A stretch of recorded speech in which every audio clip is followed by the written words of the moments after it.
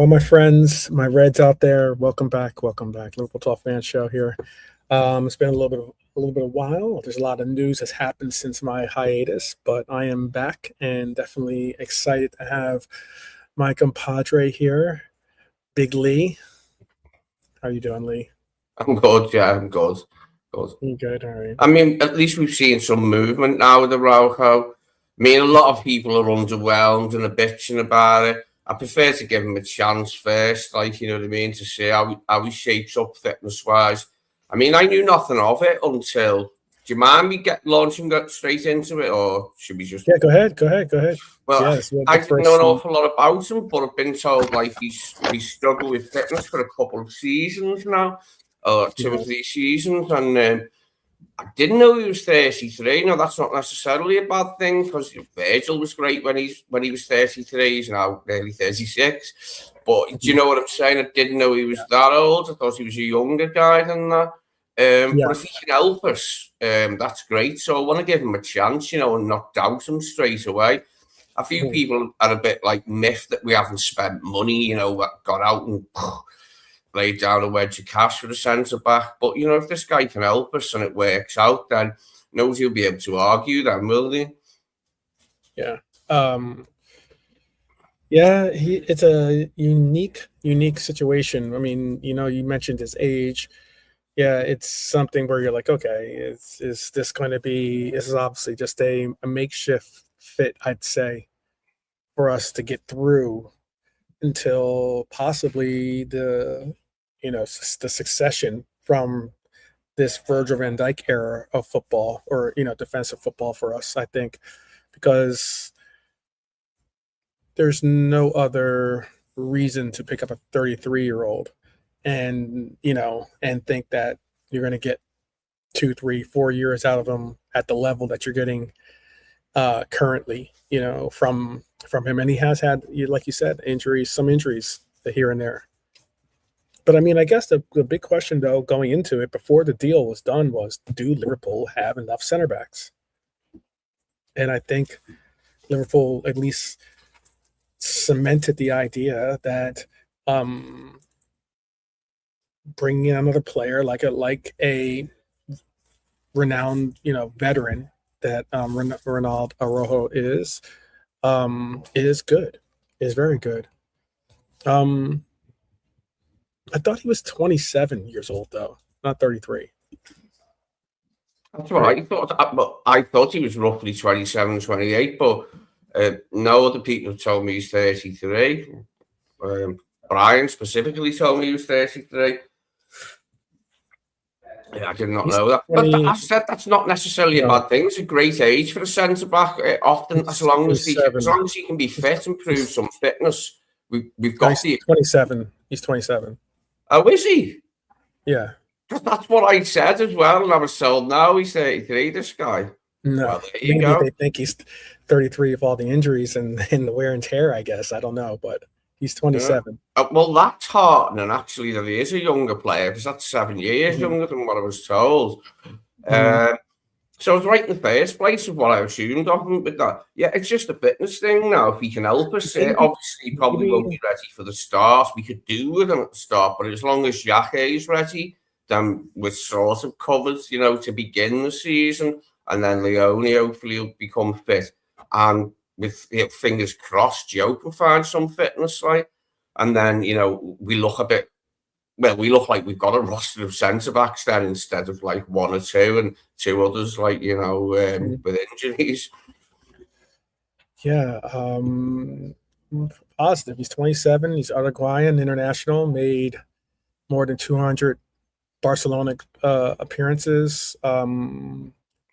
Experienced center back, obviously with having won La Liga with Barcelona the last couple of years. He was expected to be in England on was it yesterday, right, for a medical. And we've negotiated an option to buy him at approximately £47 million at the end of the loan. That's according to Sky Sports. And I guess the important distinction before we do anything else is The clubs have agreed to the deal. Arojo still has to complete the remaining process, obviously, but I mean, he's already done that by getting on the plane and taking the medical. Um, but Liverpool looked at the center back situation. We looked at how we had Virgil, we had Joe Gomez. It's unique because it kind of gives some vindication or validation, I guess, um, to my concerns. At least I know that like everyone was just always talking about the exit of Mohamed Salah from this team, and how we needed a right wing. And it wasn't that I wasn't saying that we didn't need a right wing. It was more so I was saying that even with the departure of Mohamed Salah, who is a huge goal scorer for us, a huge contributor on this team, the exit of Ibu, who had been Virgil van Dijk's main partner in that center back pair, and then to have a situation where you have two players coming back from injury as your main, you know, competitors for that role, and then you have a Joe Gomez who is injury prone in that role. It was a major concern as to what we're going to do with a center half role and bringing in a player, albeit a player that does have some injury concerns of his own. It does matter, but I mean, still, it does show that I think Liverpool looked at this and said that they agreed with what I was saying, which is our top priority was bringing in the center back.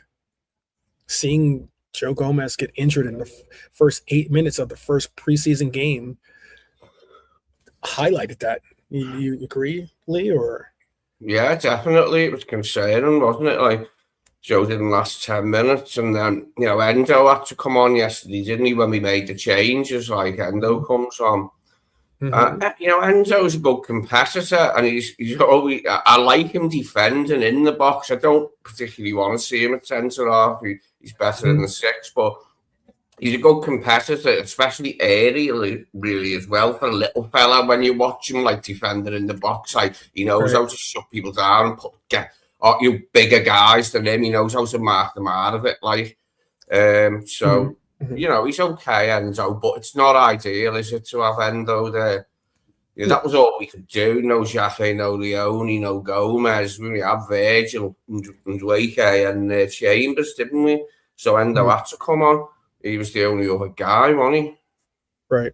And I'm glad that we're not going to be, see, we're being very civil at people already. As in, because I didn't know we're going to have a fight. I don't know if I had to like stick up for my boy Endo or not, because I get into a lot of different debates with about Endo. I'm not saying that Endo is the Endo of all conversations, but he is certainly a player that shows a lot of just what Lee said: fight, resilience, competitiveness, determination. Like all those things are contributions or characteristics that you want to see in a player.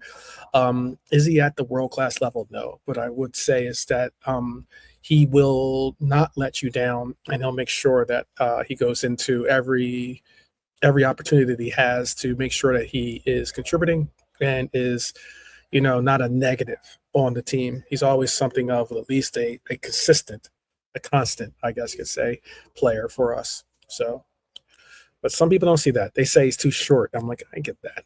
I'm not a small guy myself, but I'm like, all respect to the short kings out there, I guess.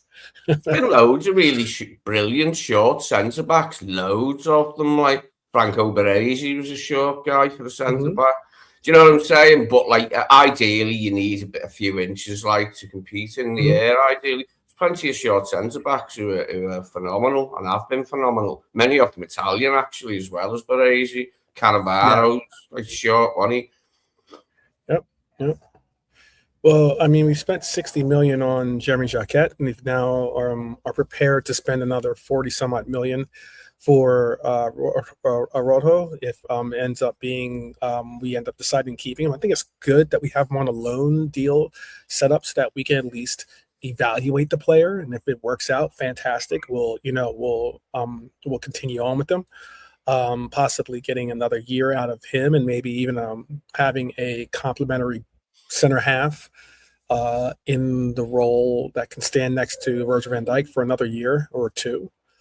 Um, but I guess believing in Jacquet does not mean Liverpool want their entire season, I guess, dependent on a 20-year-old. And it also means that we don't look at it as being we're going to press Leone into service and then maybe even overextend um overextend the player that is Joe Gomez. But also, you know what I was thinking too, is that even though we do see Orojo being a player that obviously can play center half, this now at least gives us a little bit of like breathing room when it comes to right back too. He can play right back. Mm. You know, I mean, it's not the most ideal position for him, as in like you're going to lose certain aspects of it, but you're going to definitely gain certain defensive aspects. You won't get the offensive aspects of a more offensive minded right back out of him, but you're certainly getting a defensive measured right back out of him, which is good to know. Right? Mm. I'd love to Mm. buy a really solid defensive right back. Someone who's just like unquestionably excellent at defending, first and foremost. Mhm. Just to like make the back four stronger. I mean, I've got plenty of belief in Kirk as cementing himself now as like Robbo's successor. But if we could Mhm. have that, like that'd be great. But it just worries me, the defense, because of last season, because we conceded so many goals last season, like a record amount, the most we Mhm. conceded in 60 odd Mhm. years or something stupid it was. And Mhm. yeah, I mean, a lot of that for me was the midfield. The midfield was so bad last season. Mhm. But so was the whole team. But I do worry about the defence going into this season. Can we shut teams out enough, to get the points we need to be at the top of the table, basically? Mhm. Yeah, I Round the guess like top. round the what? Say again. So around the top of the table. Not if not at the Yeah, top of yeah, the yeah, table, around the top of the yeah. table. I don't. I still have us finishing probably at best that's in second place this season. Is still where I would like to, or less where I can see us doing at the end of the year. I don't really see us as being. I think there's a lot of work to do, and maybe a lot of falling off to do by some of the other teams for us to probably end up winning the title this year. But who knows? We always want to keep it like I want to be optimistic. So maybe there's the my head says one thing and my heart says another. My heart always says we'll win the title, but I think this also changes the Virgil van Dijk succession argument, which is like I think the question no longer is basically when do Liverpool replace Virgil van Dijk. The question could now become, perhaps at least, how can Liverpool begin depending upon Virgil less than we've depended on him before? Do you know what I mean? Like, as in, we had him in every game last season. Every game we had Virgil van Dijk start in last season. It's been like Maybe that ever since we've had him. We have overused him ever since we've had him. He's never had I much of that a more. break ever since we've had him. When Klopp was here, he played all the time. We rarely rested him. Mhm. He's not a player that ever gets taken off after 60 minutes or anything like that. He either Mhm. plays or he plays the whole match or he doesn't play. Mhm. And he always plays. And now the age he's at, yeah, we have got to try and help him a bit by giving him a break some weeks. I mean, Mhm. as he said, he's going to quit the Holland team now. Yes, he retired. He retired from Holland. Good, good. No offense to him because it was a big thing for him, but the age he's at Mhm. now, he won't make the next World Cup probably. So this is He great probably for won't. us. I mean, the only thing he would actually maybe contend for would be Euros and Yeah, no, this is great for Euros. us. I hadn't actually heard it officially. I think I heard a whisper that it had been said, and I'm pleased, yeah, because he's been a great servant for him, and it was time for him to retire and focus on his club career. And we might get more than this season out of him if things Yeah, go well. yeah, Touch wood. Um, yeah. I agree with that. I mean, if you want to break down the Rojo move and what it means to Virgil van Dijk, I think we can revisit the um I think you can revisit the Virgil van Dijk transfer speculation basically and separate the fact from the noise. I mean, we asked whether Liverpool now generally possess enough center back depth. I know that we're what we're talking about, but hold on, we bring in JK into the convo. Bring up JK. How you doing? Big up, bro. Big up to you as well. Good to see the old faces again. Yeah. Like I was saying, it's been a little bit difficult. Well, we'll talk about it later, but anyway, I guess like where I'm asking is like we can discuss why Jeremy Jacquet may actually be the biggest beneficiary of the signing. I think because I think it reduces the amount of pressure that Jeremy Jacquet would have had to have being the outright day-to-day starter for all of our competitions. Would have been very difficult for him to make that transition and hopefully make it, running basically would have been difficult. And we can ask whether Araujo is merely one season insurance. I mean, look at it. He is a loan player. So it does not mean that this player is the end all be all when it comes to, the direction that we're going to bring into this team. Or potentially, we could also talk about the defender Liverpool are evaluating as part of their long-term post-Virgil van Dijk structure, which is who is this player that's going to replace our captain? So I guess let's just begin with the Virgil van Dijk Araujo changes and succession debate. Quick little, I guess, intro to the conversation is the Van Dijk conversation has always been two completely different ideas. I think it's always been Liverpool need to prepare for life after Virgil, which is obviously true. But Liverpool therefore need to sell Virgil immediately. And I believe that is not true. There are some that are saying that we should sell Virgil van Dijk. There are some that are saying that we, No. Who are these, Man United fans? I think they're Chelsea fans. I think they were blue, but all the same. I think at least the evidence has never been close to, in my mind, and obviously JK's, and I think Lee's as well. I don't think it's ever been in our mind set to be moving on from Virgil van Dijk. I think Virgil van Dijk, at this stage of his career, in his age and all that, is still arguably the best center half in the Premier League, even at this stage of his career. And I saw a piece by ESPN FC. Steve Nicol had some interesting comments. I don't know what it is with Stevie. I don't know what it is with Steve Nicol. He could be a sourpuss when it comes to Liverpool. Yeah, but he's a fan. I'm not going to dispute that at all. He is a fan, true and true. Obviously, a former legend of Liverpool, but he is certainly a fan of Liverpool and could be incredibly critical of Liverpool sometimes.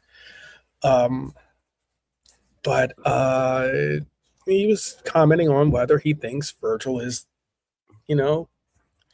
if he's beyond his sell-by date, basically. And he somewhat has said similar to what I'm saying. I'm not going to throw Steve Nicol under the bus and say that he was like bad-mouthing Virgil. He wasn't bad-mouthing him. But he was just saying how he believes that he has fallen. We're not going to get the same Virgil van Dijk 3 years ago. I always wonder when people say that kind of comment, like, what is the point of saying that? Of course you're not going to get the same Virgil van Dijk. There's a lot of stuff like that these days. People just say stuff all the time. You're like, no shit, Sherlock. You know what I mean? The world's getting worse for that type of thing, innit? People like, and they make a big exclamation like you've never heard it before sometimes when you're on the internet. And you're like, Jesus Christ, mate.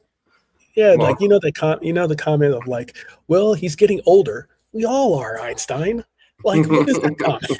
You know what I mean? Like, what does that mean? What does that mean? You think that he was Benjamin Buttons? But anyway,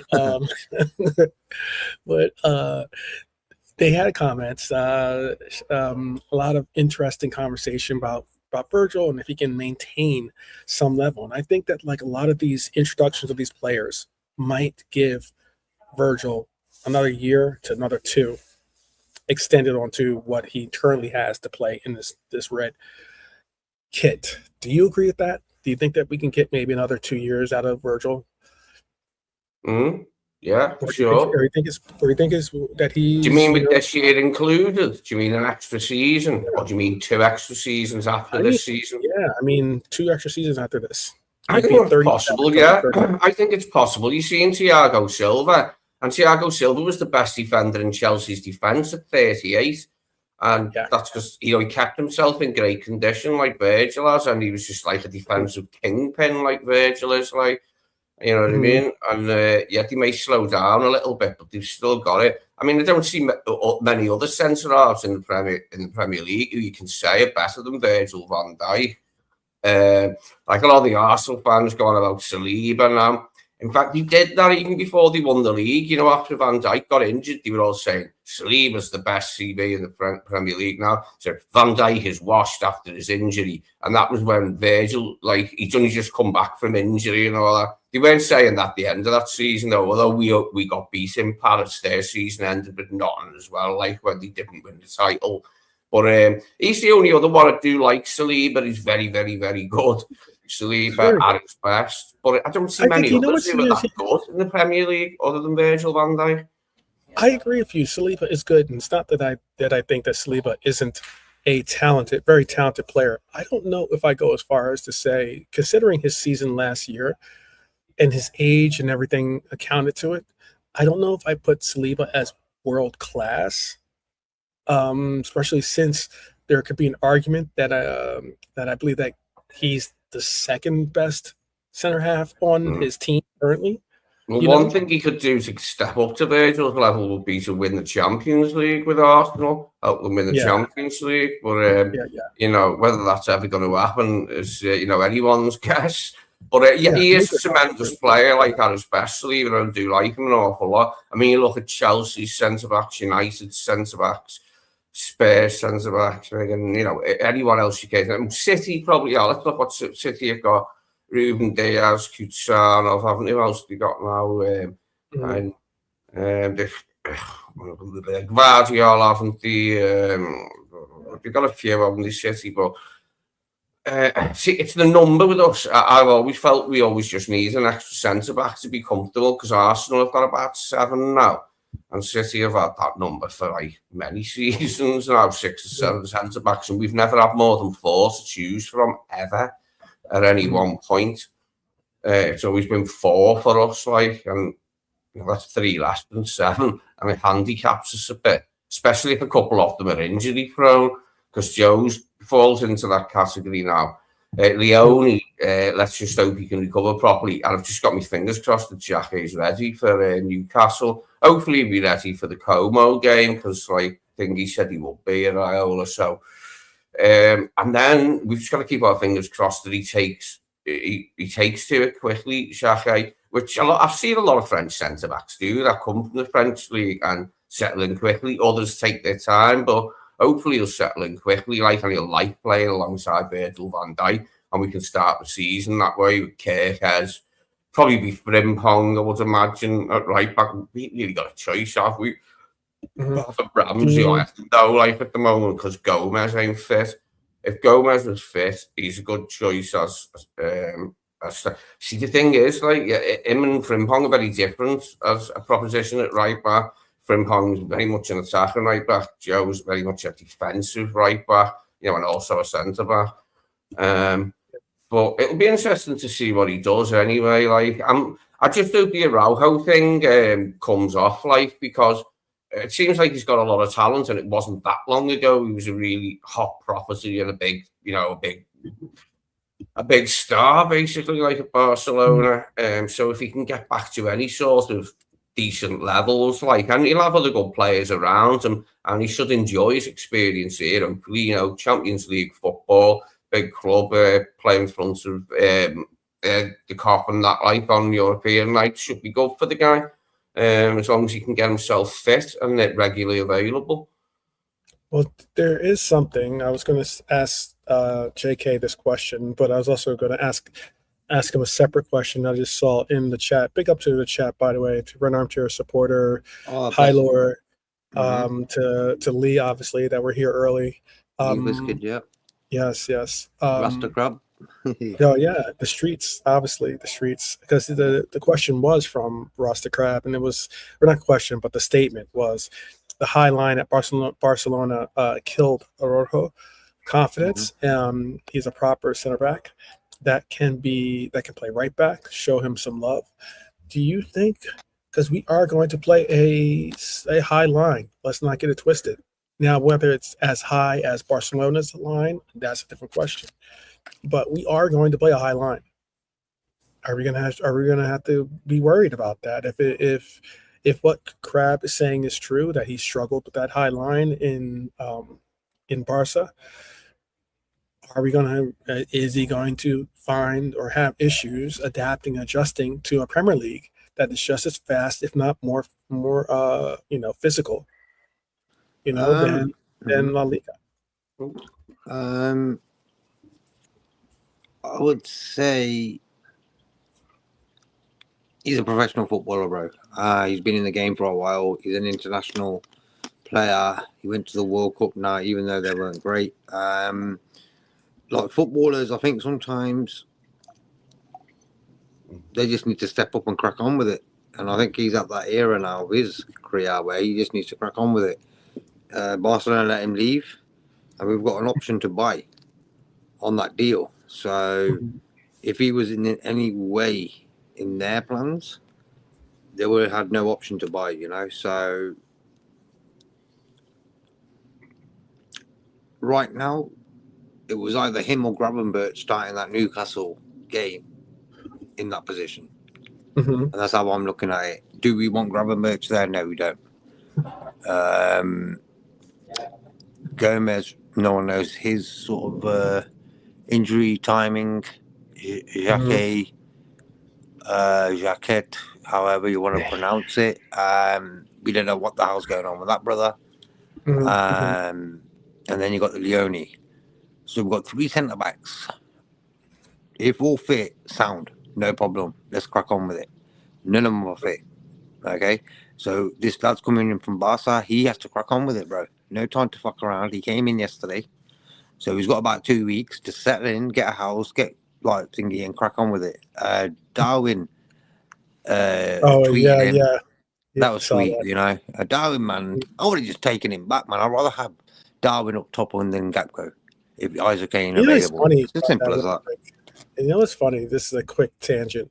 You know what's funny about that is I saw I'm going to forget his name now. He's on with Hassan sometimes. I believe he's a Scouser too. Tommy, I want to say his name. Oh yeah, Tom. Yeah. Tom Little, that's his name, right? Tom Little was making comments about like the roles of all these players, and he's talking about Ekatike, and he was talking about Verts, and he was talking about all these different players. And it's so funny is that like so many of the times that he brought up a player is to say, oh, well, he's got to take on this role of being this player and this role of being that player. He mentioned Darwin's name like at least 2 or 3 times for the roles that these players are going to have to replace on this team. I think that's why when I get to conversations about Darwin Nunez, I know everyone loves when I talk about Darwin Nunez, but the reason why I often would really back Darwin in these conversations, and I think people would undersell or undervalue him, is that he did bring some intangibles or bring some real consistent play towards our press, towards the energy and intensity that we have to have up front.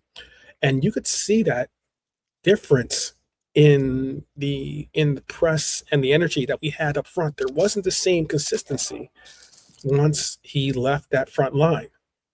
And I'd be willing to contend that with anything. You didn't have a Mohamed Salah that you're not necessarily getting pressure from when it comes to counters. We're now relying on a Cody Gakpo, who is a good player, but he is not going to bring you the consistency of a Lucho. Okay.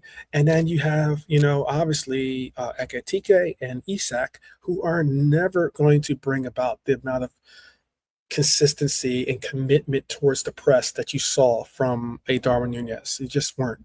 Now, whether they're obviously going to be better at the offensive end of finishing their dinner, finishing their chances.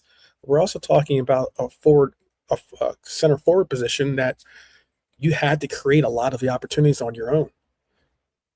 Like as in you had, and a lot of those opportunities were created from, guess what? The press. So it's a nuanced conversation, I think, and sometimes it's difficult to get into it because a lot of people don't want to really factor in those things. They just want to talk about their agendas of hating a player, and overlooking those certain attributes that were brought to the fold. And I think that's the reason why players like Mohamed Salah would say that, his favorite player to play with, other than Bobby, was Darwin Nunez because of what he brought to the pitch. But it is what it is. I'm hoping that, in the background, we've been working away on a couple of deals, hopefully, as well as Barcola. That was still trying to come to agreement over the fee with PSG. But I'm hoping that we've got other irons in the fire already, and we're working away in the background to make some moves. We've got 2 weeks till the season starts, but a little bit longer till the window shuts, I think, innit? But we need to get a move on, don't we? To get play. It's always better to get them in. Do you hold?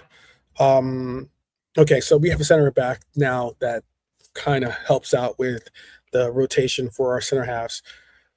He can play right back, but it doesn't necessarily mean that we don't have maybe still a concern for right back. I know that we've got Ramsey, we got Gomez that can play right back. We got obviously Bradley that's still working his way back to full fitness. And I said Ramsey, Bradley, and then Frimpong as a fourth. Not many teams have 4 options at right back, And I still hear people saying that we need to get a legitimate right back. Are you in that preface too? Probably, given the thing with Bradley, that can we rely on him to ever give us any continued fitness? Because going by what we've had so far of him as a Liverpool career, he's just never been fit, has he? Hardly. It's only for a very brief time, and then he's out again. So that's the worry at right back. Because ideally, you'd want to keep Araujo as as a choice at centre back, so he can come on if there's an injury or replace someone if they're tired or something like that. Ideally, you'd want to have him as a choice at centre back. So another thing is Frimpong, because he spent as much time injured as Bradley did last season, if not more. But he hadn't had that. That was his worst season or something, injury last season. Frimpong's seasons before that were all okay, mostly. So it is a concern, the right back position, as is the left back. Is Tsimikas up to the job now? He's been away for a year, didn't really get to play, did he? At all, hardly at Roma.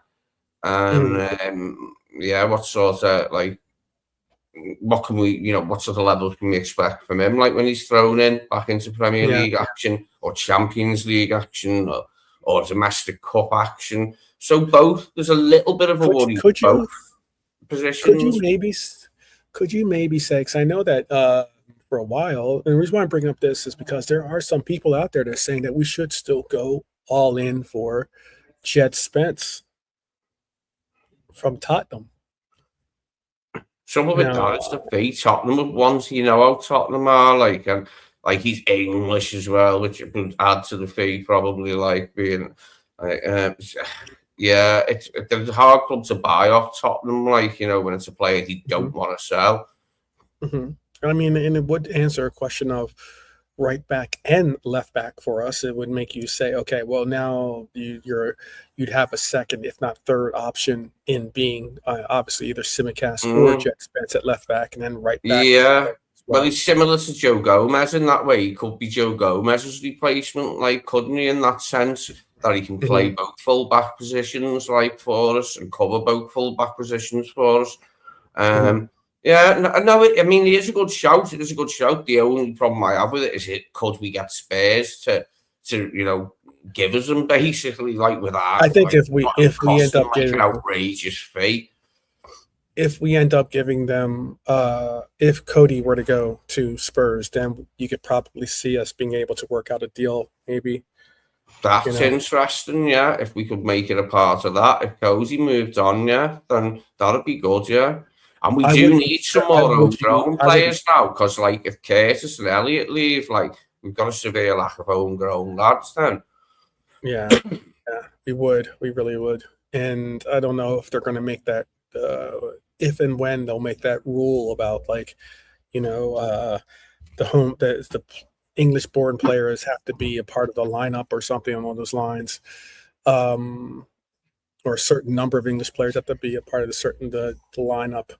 But let's just talk about how Araujo actually fits into this team, because like, I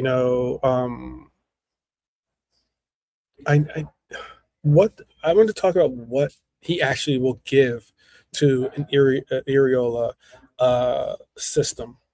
I mean, he's obviously Iraola systems are physically demanding. Araujo is comfortable with confrontation. Liverpool definitely need that. Iraola wants the center backs to step forward. I know people are saying that we're not going to play. I know I saw Crab say we're not going to play a high line. I disagree. I think we are going to play a high line, despite the fact that we have, a 35-year-old center half in our team. But I still think we're going to play a high line, because I think we're going to be a front forward, front forward type team. You can not execute doing a something where, because Iraola wants his center backs to basically step forward, and you're not going to execute that aggressively with your defenders if your defender constantly wants protection behind him. Obviously he's not going to be able to do that. Recovery, Liverpool will leave space. That's not an accident, I believe. It's part of the cost of territorial control. Frimpong advances, or Kirk has advances, the midfield presses, the line moves up. When the opponent beats the first press, which they will occasionally, Liverpool will need defenders who can survive the race. Is Araujo athletically qualified to do so? I think he does bring aerial security. I saw, I think Hyler put into the chat something about his ability to win aerial duels. But another important benefit other than aerial security is his confidence. When Liverpool press forward, opponents will look for the long ball, and someone has to win the first ball, because if not, they're going to be surpassed by, trying to pass over the defensive line and have people run on to those passes.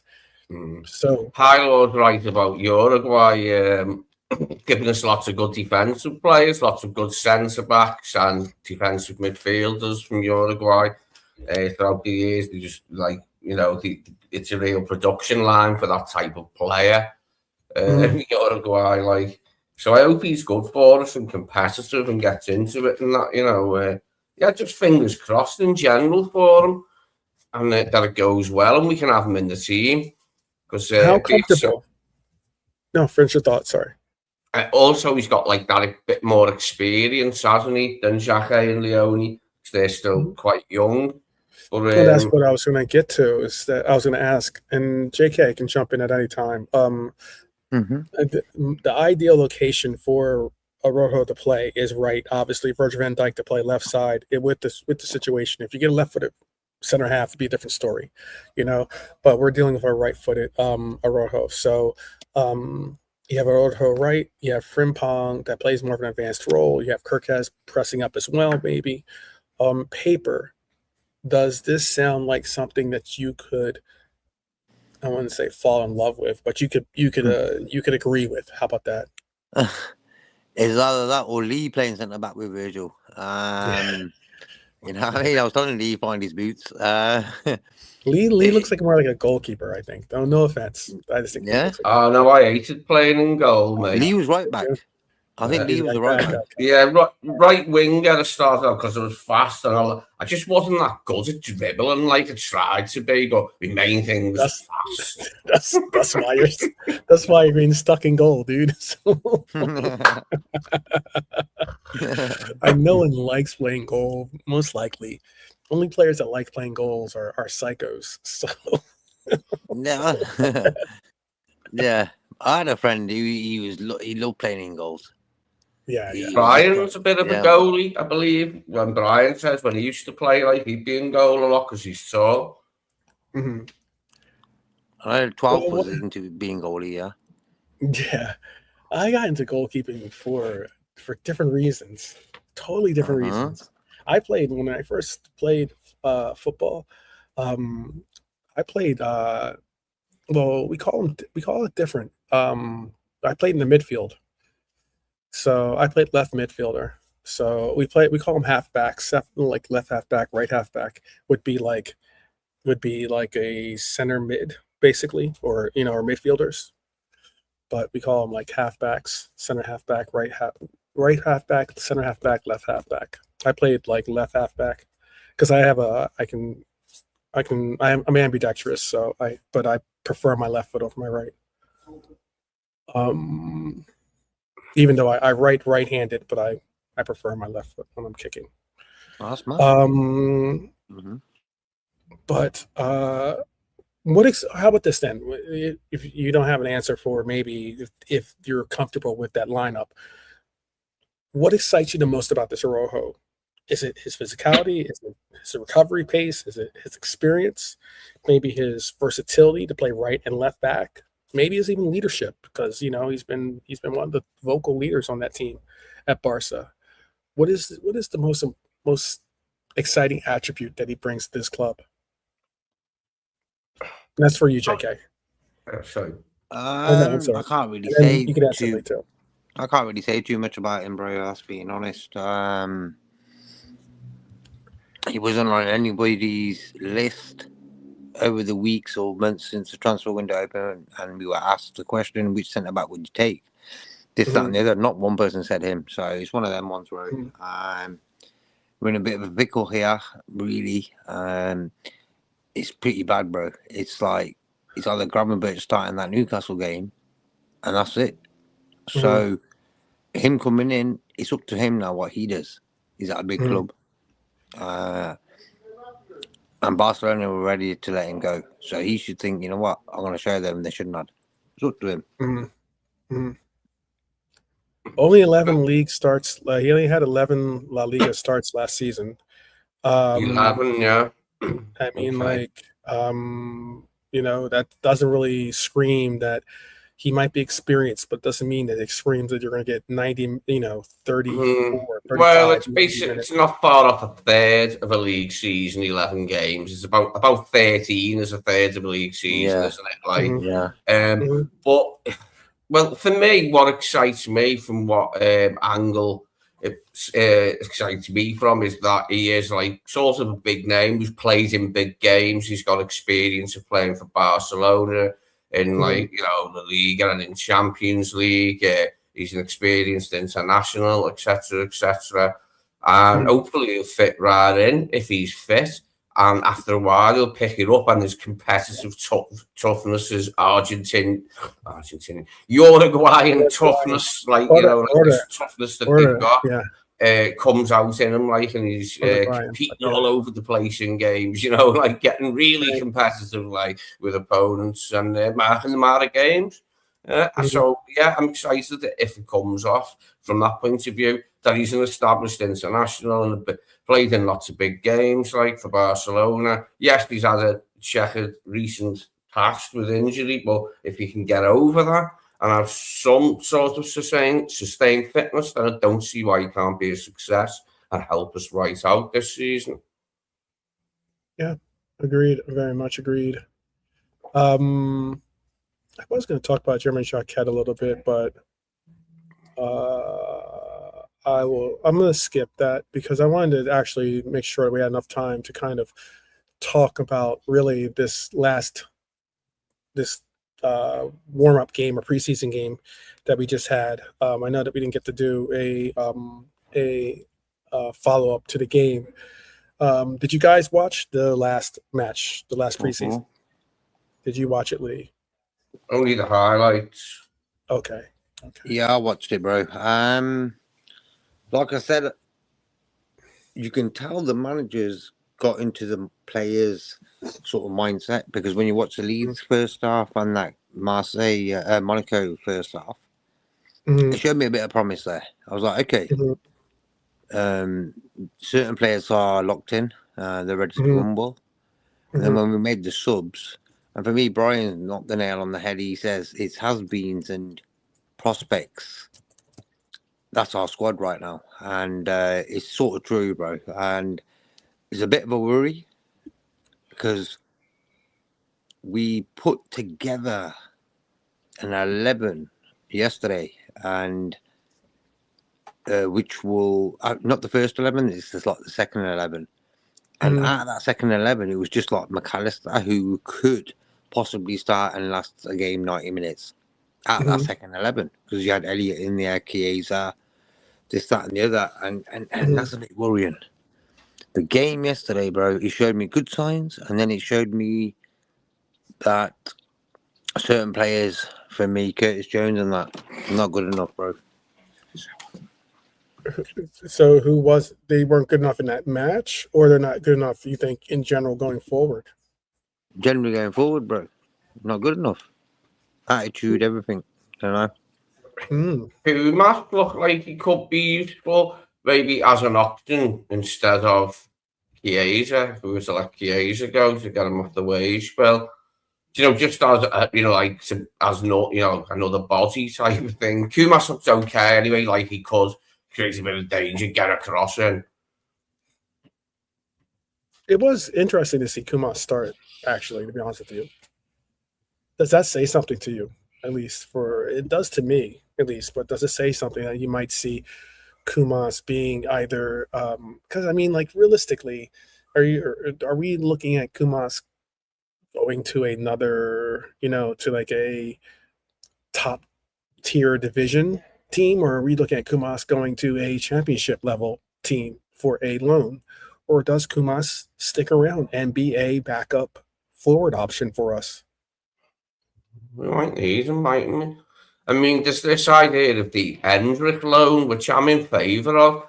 I was watching Brian's channel before, and like people on it were saying, like, "Oh, don't want him for the season because then we got to give him back." But that wouldn't really bother me if we got him and he has a good season for us, because we could convince him to stay, or he might actually want to stay after being here for the season, and if it went well and we were able to turn his head. But even if it was only a season, he can play off the right, can't he? And he can cover for Isaac too.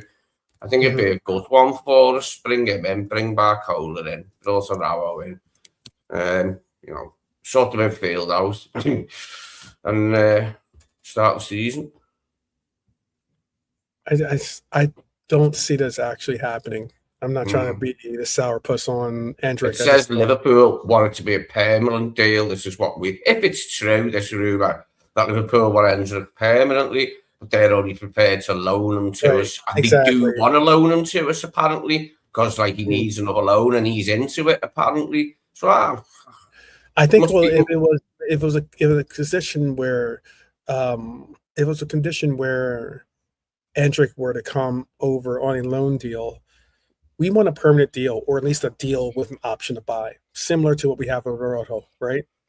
But I mean, we're not going to get that off them, so why not just use them while we need them? Because we're not going to see Hugo until around April or something. And even then, he'll only be getting fit, you know what I mean? March, April. So we've got a whole season to go with one striker. I just look at it differently. I agree. I agree that we need a player or could use a player. I'm not saying that we couldn't use a player, but why I'm saying I don't agree with doing a straight loan on Hendrick and not worrying about it, about him going back to Real Madrid, is because we are not a learner team, I guess you could say. We're not a team that we're not going to be a team. But we're a team and a club with one fit striker going into the season and one fit striker only. So, and we haven't got. I don't think we've got the funds to go out and buy a replacement. Do you know what I mean? And do we need 3 strikers anyway? Like, do we really need to buy Hendrick? Just bloody loan him so he can cover for Hugo this season. I'd be happy with that. And he can play off the right as well. And then if we spent the money on Barcola, we could have Barcola, Isak, Hendrick as a front 3. Sort out the midfield, and Bob's your uncle, Fanny's your aunt. Well, look, I don't like the concept of us just getting players on loan that we have no intention of buying. When they're a player like an Hendrick that has a definite, high ceiling to continue to grow into. I'm not trying to be like, oh, come to Liverpool, get better, allow for us to maybe even like start to rely on a player like you to be a part of the service and be integrated into the system, and then the next season have to go out and find a player that brings those types of qualities again, because that's where we'll be back to to ground zero again, basically. That's just my opinion.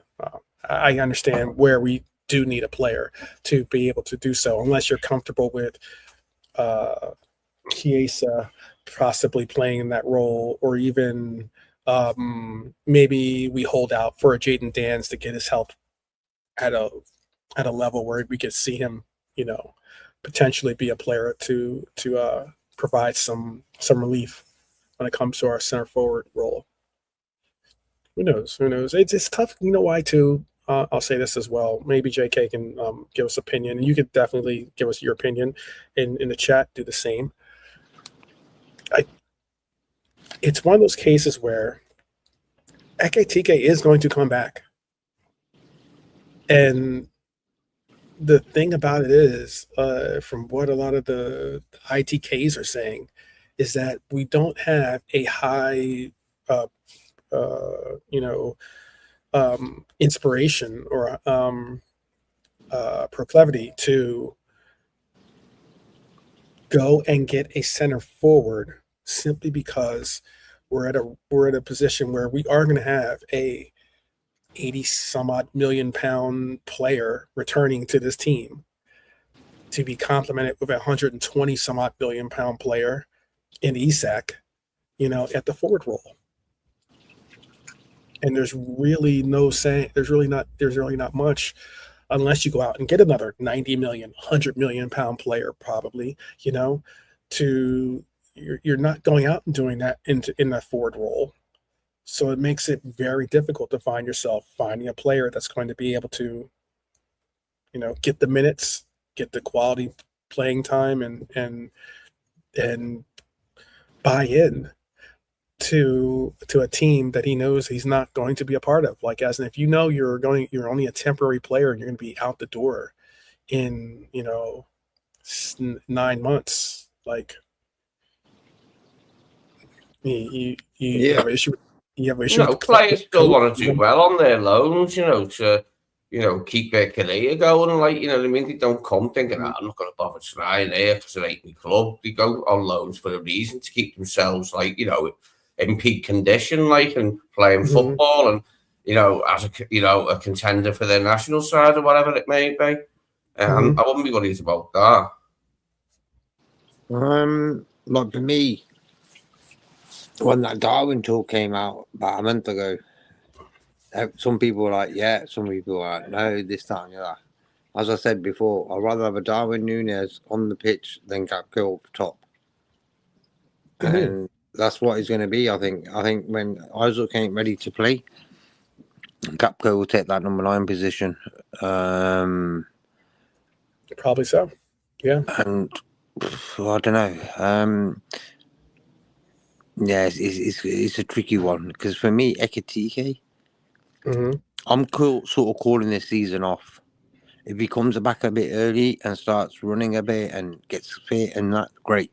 That's what I'm hoping to see, But I've got I'm not putting him or McAllister or Curtis Jones anywhere near my team. it's like that. There's a lot of players that are in that team squad right now. This is probably the worst squad of, even though we spent big last season, the squad just looks really poor. And that's mind-boggling. Okay, Kanate left, Robertson and Salah, big names, big players, but maybe they're not at the greatest last season at all. You know, we'll see how they get on and stuff. So for me, we either bring a number 9 in who's happy to sit on the bench, but there's not a lot of players out there who are going to do that, bro. When you look at the names, like we're 3 football guys here, we've got the chat as well. We can't bring names. Like when we was asked a question the other day about which centre back would you bring in? Tell you the truth, bro. The only name people were saying was that lad from PSG. Why? Because they didn't know any other fucker who's good enough to come and do it. Even though there's a million football players available, the quality is not there. You know, and that's why for me, you get fans who you can't give your names because they're not them sort of guys who go on Twitter and say, I know that we should go for this guy, we're after this guy, just making bullshit up to get likes and this, that, and the other. So for me, when I'm judging, well, there's a few right backs out there, but I'm not going to just get him in like Jed Spence because, let's just bring in Jed Spence. If he came, I'll support him, no problem. But I just felt that England and Argentina game, we've seen the best of him and the worst of him. I think he was probably one of the best players in that game until Argentina scored and then scored again. When they scored them 2 goals, Argentina, both the attacks came from his side. And then O'Reilly was there to help him. Jed Spencer just gone all out, took Messi out of the game. And that's what I wanted to see from him. He didn't do that. And both times, Messi destroyed him from his side. And that worried me a little bit. But I'm not going to question him. He's probably one of the best players for England. He's a good player. I wanted him before he went to Tottenham. But he went to Tottenham. If he came in, sound. Get him in there. We need a few more bodies. 2 wingers and maybe a midfielder. So as much as I could see, or I would even be more comfortable going for a Walter Made loan to buy, because I know Newcastle wants to or are open to possibly. I know Manchester United and Liverpool were both, their doors or their phones were open to possibly bringing in a Walter Made. Now, whatever Newcastle wants to get back is a different story, and that's why I would like to see maybe us get a loan deal for 1 year with an option to buy. I think Newcastle would do that because they would probably try to negotiate something to move on from Walter Made. Endrick, like I said earlier, I don't think Real Madrid is looking to move on from him. I think they're looking to just bide the time, allow for him to continue to, don't stunt his growth, allow for him to continue to get better. But they want to continue.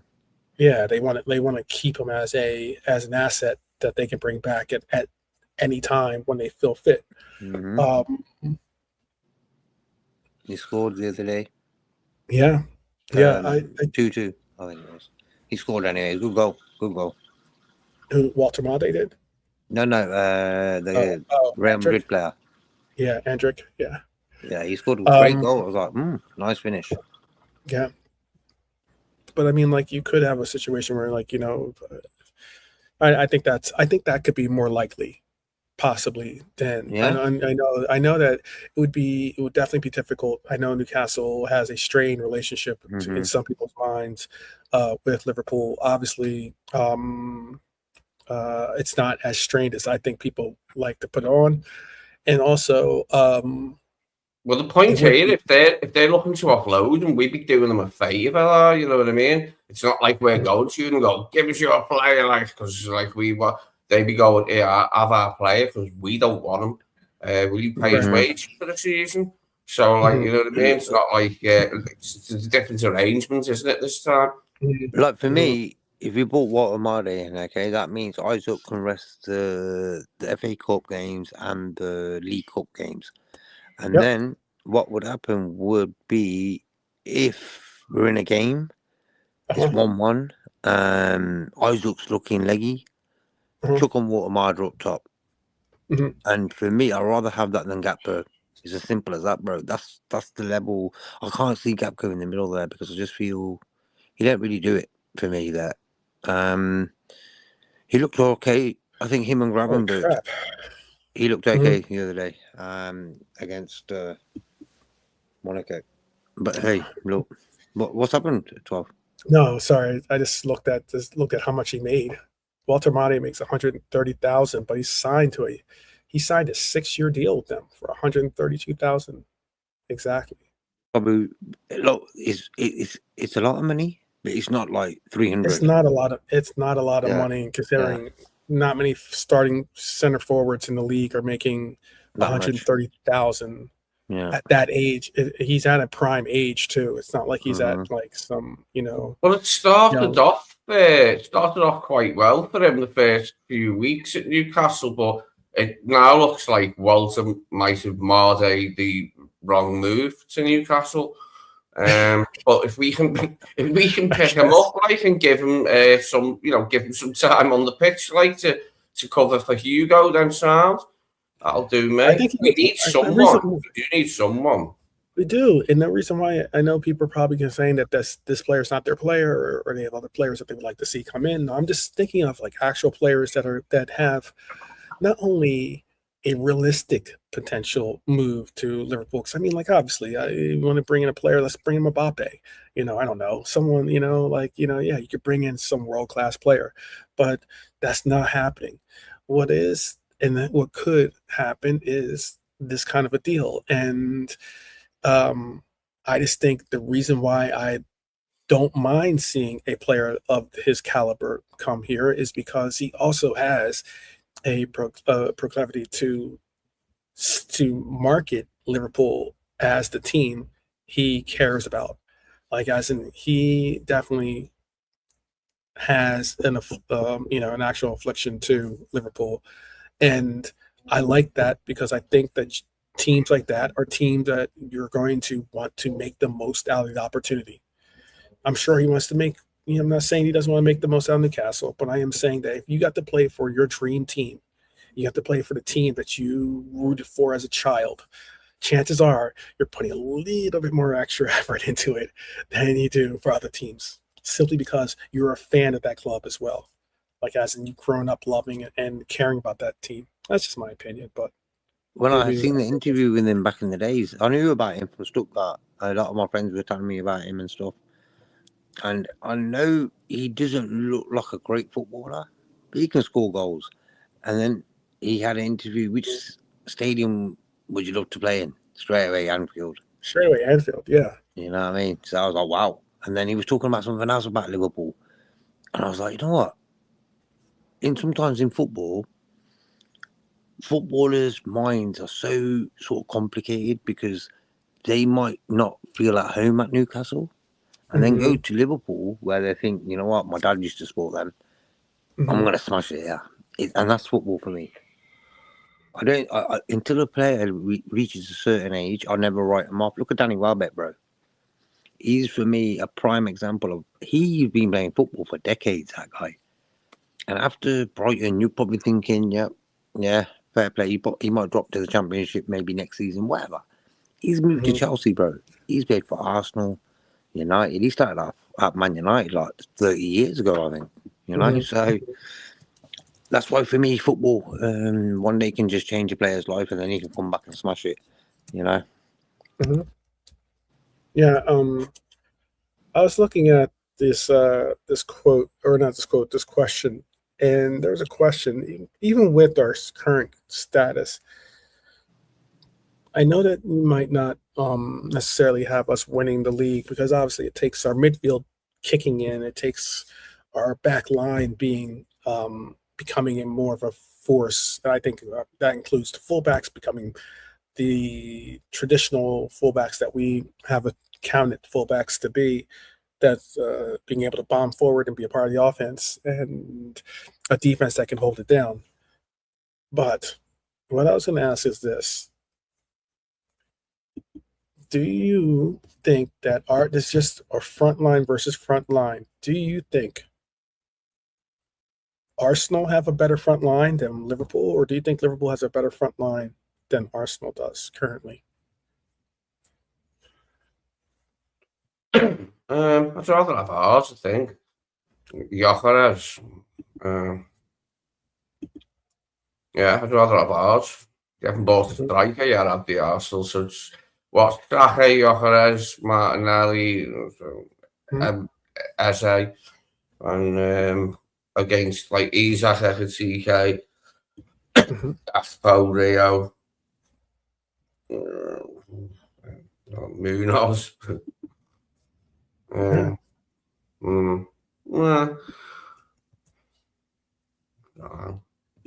Yeah. Well, how about for you? What was the question, bro? I missed it. Would you rather have our front line, or would you rather have Arsenal's front line, basically? And which do you think has the higher ceiling too, by the way? You got Gyökeres and Isaac. I'm taking Isaac. You got Saka or Muniz maybe to play on the right, for example. But for me, Saka right now isn't really guns blazing. He didn't even play in the World Cup, bro. So that's a bit tricky, that side. The other side, you got Martinelli, who I think he was going to Galatasaray. And we've got Gakpo. Gakpo, well, yeah, wow. It's not great when you look at it. I don't think that is why, like, they definitely have. I think Arsenal won last season off of the style of play that they utilized. And it wasn't necessarily because of their offensive ability. Yeah, that.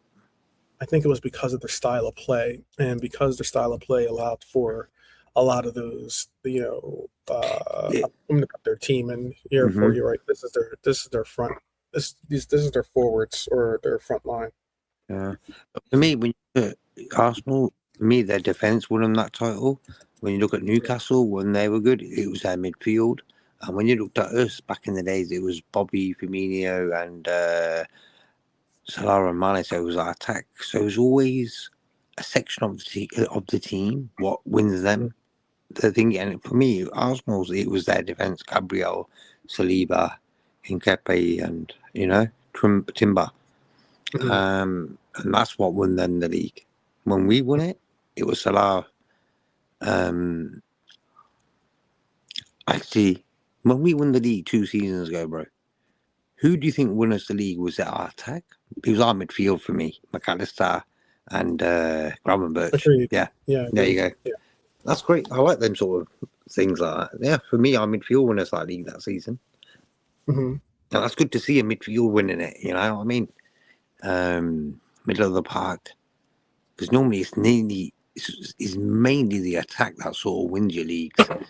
But then you have that weird ones where it's like solid defenses, don't concede no goals, but win 1-0, 2-0.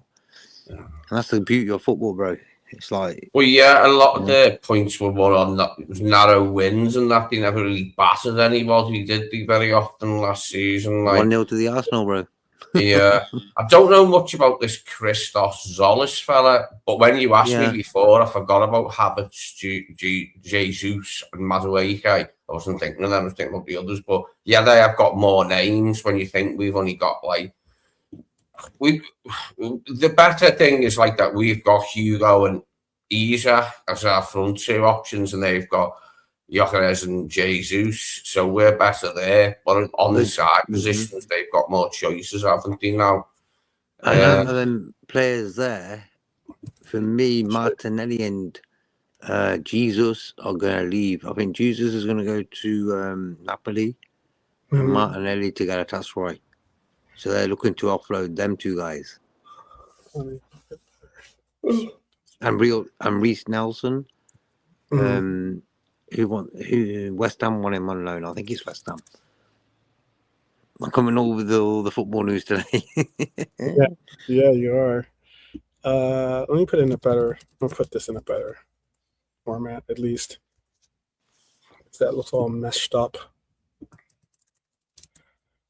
It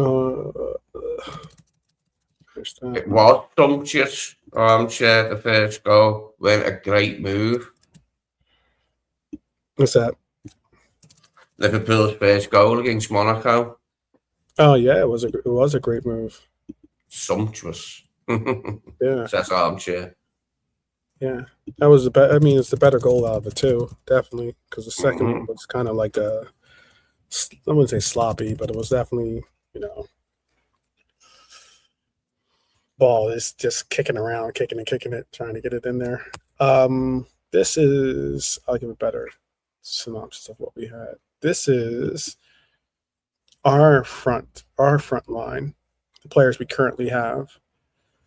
Munoz, Isak, Chiesa, Cody. Oops, I put number 1 behind Cody's name, but Cody, Hugo, obviously not available until mid season at best. Joshua Abe, Louis Kumas, and Rio, and Will Wright and Joshua Lambie are the forwards on our team currently.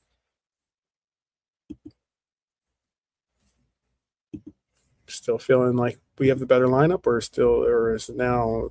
Well, a lot of those are young, aren't they? Will Wright, Joshua Lambie, Kumas, Joshua Abe. Oh, yeah, it's I would say like between the two of them, there isn't a whole lot of difference. Those two collections of players who shoulders for either team. There isn't like a massive difference between either of them really. They're both around the same level, probably. Maybe they've got a bit more experience in there, than what we have. But yeah, it's interesting. But as we said, Arsenal didn't win it for their attacking excellence last season. It was the opposite. It was, shithousing games with time wasting, set pieces, 1-0 wins or 2-1 wins, last minute wins and all this cat on it, with them, rather than them blowing teams away with unparalleled attacking excellence. So yeah, it's an interesting one though. Obviously we're going to have incomings, aren't we? We need at least one winger, possibly even two, but we've got to get one winger before the season starts. That's for sure. Everyone knows that. Yeah, I even think you can make an argument for whether our midfield wakes up this season and returns to the levels that they've shown in previous seasons. I think our team could be a lot different when it comes to the performances that we see. I did do a you can judge it by the highlights, I guess, but I just thought that Monaco game was a game of two halves. Obviously, the first half being our half, second half being their half. It's very much similar to the Leeds game, which was the first half we looked exceptional, and then the second half we looked like a team that's still trying to figure things out. This is where I had this at. Let me see if I can show this one up here. This is where I had the ratings. I'll make them larger so you can see them. This is where I had the ratings. I gave a range on some players too. I had Nduque at an 8 or a 9. I think he was possibly one of the best players on the pitch. I had Verts at a 7.5 to an 8. I had Isak at the same. I had Grab at a 7 to a 7.5, and I had Ali at a solid 7. I had players that showed lacking was Virgil. I had Virgil at a 5 or 6 out of 10. The penalty was just like one of those things where you're just like, oh man, that's just not a good foot to step on to start the way back. Cody Gakpo I had as a 5 and a 6. Simcast had a 4 to 6. I made a pretty wide range. I guess you could say I was trying to be generous. And I had Dominic at 5 to 6. Other players from the bench, You could see the subs. That's all the second half. I pretty much had everyone at a 5 or 6 that came into the team pretty much for the most part in the second half. Oh, actually, training only for me 8. Yeah. 8. Okay. You want to play, man? I thought Trainioni was good. Trainioni's good, dude. Are you comfortable with Trainioni being our DM this season? For me, right now, if the Newcastle game was tomorrow, my midfield would be Szoboszlai, Trainioni, and Wirtz. Them two sitting. Start Dioni or Gravenberch. Gravenberch will hit the bench. Bring him on when we need him. But I'm starting Trainioni. Why? Trainioni's kicking ass. He was make sure wake up McAllister. McAllister's come back today. He's probably thinking, whoa, I've seen Trey. The brother's taking his position. He might move his ass a little bit more now. So that's why I would use Trainioni in that way to wake up the other players, thinking, hey, look, there's an 18-year-old lad here who's ready to play. It's as simple as that, bro. What's his name? The manager don't have to get his hands dirty and start shouting at all of them, saying, listen, I don't know who I'm going to pick out of you lot. I'm picking Trainioni. Instead, he just does it, plays him in the friendlies, start him against Como, see how he gets on. And fair play to him. I like that. He's playing like a 28-year-old guy who's been in the game for a good 10 years already, or 12 years, whatever. Yeah. So fair play to him. I know a lot of people don't like, bad mouthing, I guess, quote unquote, the former coach. Is like, okay, can we not talk about, the past year, considering that, I get that he won us a title, and I'm very appreciative of that. But I mean, that there were flaws in the way that he proceeded about team building. And Trainioni is a player that was available last season. This isn't like, oh, he's had a whole bunch of games. He was with the first team for the majority. He didn't get put out on loan and have games that he had, the ability to grow from. He was with this team all of last season. So I know sometimes people are all like, oh, let's bring players, or let's let these players move on and go and play on a loan or this or that. And I'm like, well, Trainioni didn't. And now all of a sudden, Trainioni's the one of the hottest topics, people talking about Trainioni, other than maybe I'd say JK's talked about him a bunch. I would say Delante has talked about him a bunch, and obviously everyone knows that I've spoken about Trainioni quite a few times. I've actually said Trainioni should have played last season, to be honest with you. But that's just because I'm saying that in the sense of I thought we shouldn't have given up on Tyler Morton and had him as an option last season. And now here we are with another season where we're still consistently rolling the dice, trying to bring in a 6. Your Camavingas, your Tuchemenis, your Kones, coming up short on the transfer market. And we might have an answer right here in our team. But still no harm, has it? Like playing like in these games. He's got a limited amount of experience, but we can see like that he's capable and that. So it remains to be seen, doesn't it? Like what's going to happen now with the midfield, if there's going to be any incomings. If not, I'd imagine he's going to play quite an important role this season under Iraola. If we don't buy any other midfielders and we just go with what we've got, we'll have him, Gravenberch, McAllister. It remains to be seen if Jones is going to be here next season. Then we got like Szoboszlai, obviously Wirtz, you're counting Wirtz off on his own in that position, aren't you? And then 2 behind him. So he'll play a big role, I would imagine, if we don't buy any other players. I did. And even if we do buy other players, they still have a role to play, and especially if Jones leaves, because we're not overblessed with midfielders compared to some of our rivals, with options. So, Pick up Dara, by the way. I just saw that. Oh, bless up, Dara. That he's in the chat. Great to see you, man. Yeah, Cool. stay cool, my brother. I know it's hot out there, so another hot one for us. Yeah, It's man. only August. We still got another 2 months of summer here. So I love it. There's a heat wave in Europe as well. It's not like on your levels. I think you guys are on a different level. No, That it's is going to sort be of dead hot again this week, apparently. Like, what day is it? I've forgotten what day it is. Later this all week, it's going to all spread the from the south up to the north. all yeah. the fields are burnt, bro. When I was flying, I looked down, and normally you see green grass just everywhere in the fields, and that it was all brown. Like, yo, the whole parks, everything is brown. That's serious. Yeah. All I'm trying to emphasize is this: is that I brought up the Tyler Morton comments about our coach last season. I said it was a troublesome thing. I've heard people talk about our youth academy players or youth academy not being a good youth academy.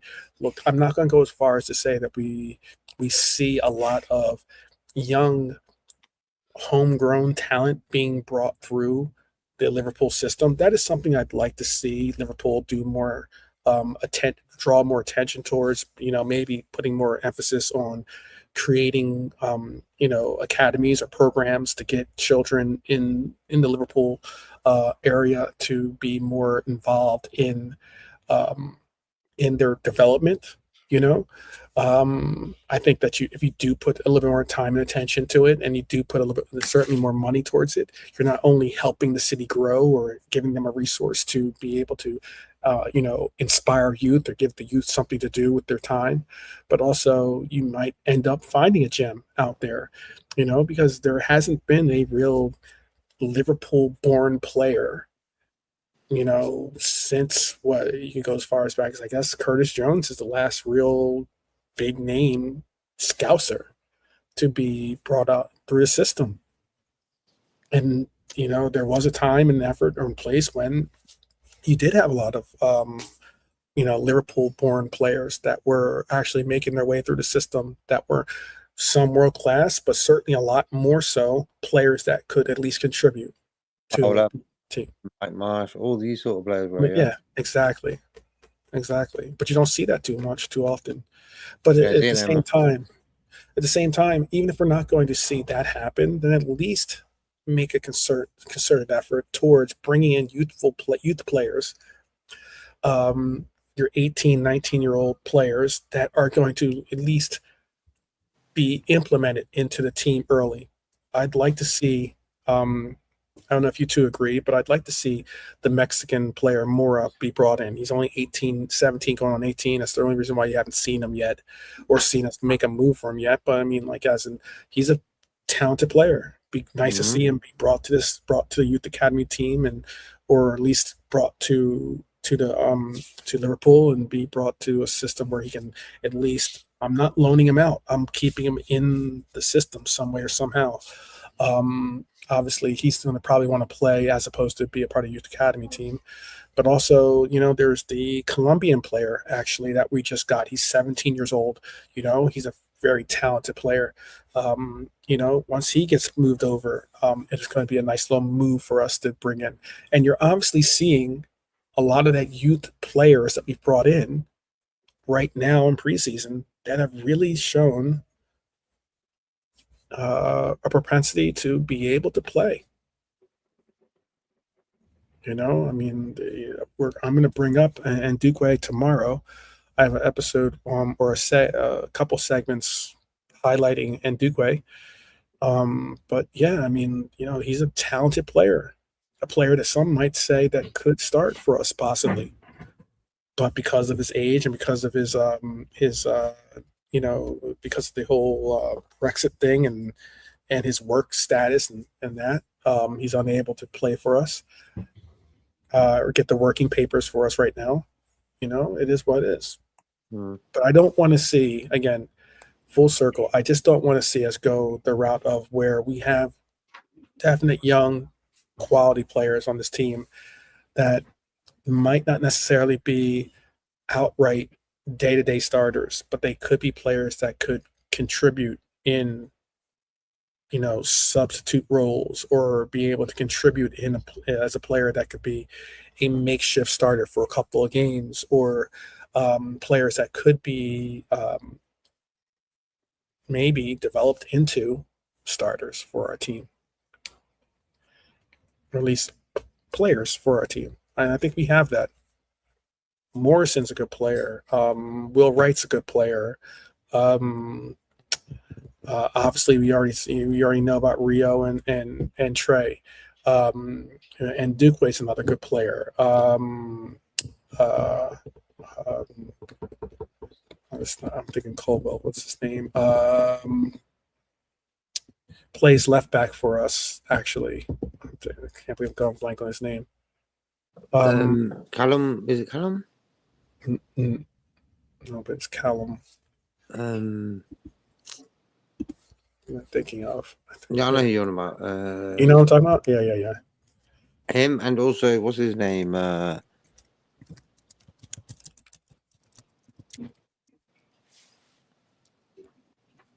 second, right? Yeah. Go ahead. Kumas for me, sound. It's Chambers, bro. And Kumas. Yeah, Kumas is another player. Yeah. I'm not going to forget about Calvin Ramsey. I don't think Calvin Ramsey should be stuck on. Calvin Ramsey's not a bad player.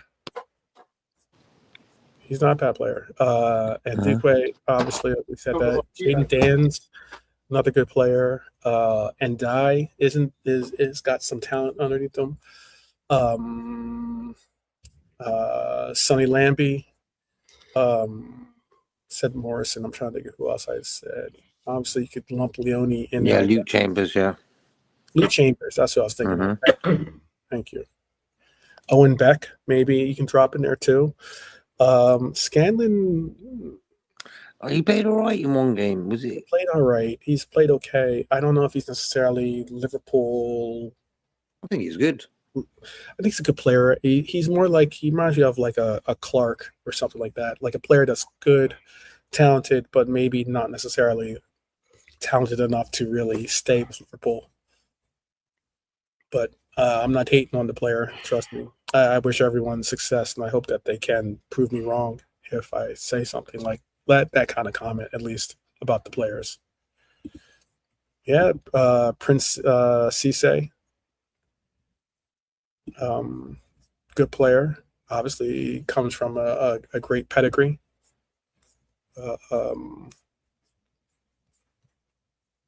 The complete opposite when it comes to his dad, considering the position, because he's playing center half for us, I think, in the youth academy. Is he? Yeah, centre back. Yeah, he's playing center back. Mm. Big up Mtar Mizzi in the house. Big up our talented young journalist out in Asia, representing the Reds to the fullest. He says, talk about young talents. We have legendary all-stars lined up in Asia this October. Dita, Del Piero. Hold on a second. This is going up too far. Yes, great CVG. Oh, he's talking about the Legends game. Is there a Legends game this October? Oh, there's always a lot of Legends games, isn't there? Because we've got a lot of Legends, let's face it, Liverpool. Mm-hmm. Well, the teams have these games, but they don't have so many Legends, do the other clubs? Adara was bringing up Nalo too. Yeah, I don't know if Nalo gets a. Nalo's the one that got the couple starts he's had. He had red cards when he got those big opportunities, right? He's been around for a while now, hasn't he? Yeah, he's had a couple of opportunities. But I'm not. I don't know if that necessarily means, it's not saying he's done and over with. I gotta make sure I get my seats for that game. This remind me of something.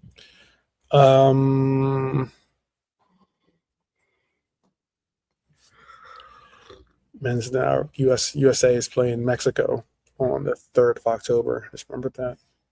Just advertisement popped up. I got to get my tickets for that. They're playing him here in Arizona, obviously. So anyhow, let's see if I can't get the hook up for that. But I just don't want to see us go. And kind of like, I just think that we've got talent. Let's allow for it to develop. I'm not trying to rush the talent. I'm not saying that we need to throw them to the wolves. But I am saying that I think that we've got some players that are hungry, and that the academy players, the youth players that are out there, know what they're doing. And I think it could light the fire under a lot of these young, older players to say, hey, we've got some. You were just talking about, for instance, McAllister. McAllister now has to look at a Trey Leone that has settled in quite well in that midfield, and is a player that could contend technically with anyone in that midfield. McAllister's someone with a lot to prove, isn't he, at the moment? Like, because he was crap last season and his legs look gone. So, like, he's got a lot to prove. Like, I haven't, like, lost faith that he can still be useful to us, but he's got a lot of, he's got to get right at it when he comes back in, McAllister, and help us out, because we need the help. Mm-hmm. Peter saying, what's up to you, I think, right there. Hi, Peter. I would say, with the Barcola deal, look, I am not someone that is, how can I put this? I'm not like he's the make or break player for this team.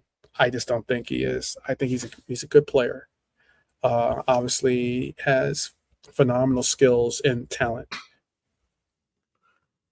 But for the amount of money, and I get it's the market, but for the amount of money that we're about to pay for that player, I just automatically associate it to a bigger profile name than Barcola. And that's all due respect to Barcola. I'm not saying that Barcola is bad at all. If anything, I'm saying he's a very talented player. But I'll ask the panel, I'll ask you in the chat, do you, for instance, think that Barcola is world-class? I wouldn't say he's world-class, but he's very talented. And right now, with about 2 weeks left until that Newcastle game. Is he on the cusp of being world-class then? Say again? Is he on the cusp of being world-class? You can't really say, because if he was playing consistently all the time, then you could say something about that, because he's trying to get past Doué, Dembele, and Kvaratskhlia. That's a bit hard, bro. They're all three top players, you know what I mean? And PSG has smashed it in the last 2 seasons. He's come in, scored the odd goal and that. He did it in the World Cup for France as well. But I think if he goes to a Liverpool, he's going to have all that energy watching them guys smash it and thinking, I want a bit of that now. I think personally, right now, 2 weeks left until that Newcastle game, I don't care about the money no more. Because I think, of course, we care about the not going crazy like Chelsea and United, getting in debt, loads of money and stuff. But right now, I'm not happy with Gakpo and Rio on that left. So I'm taking Barcola there. I'm taking Ryan from Bournemouth on the right hand side, and then we're ready to sort of go. Yeah. Okay. Just them two guys. We need them two guys to come in. I know Nalante likes Williams. I like Williams. His buyout clause is about 70, but I think his wages are about 300 grand.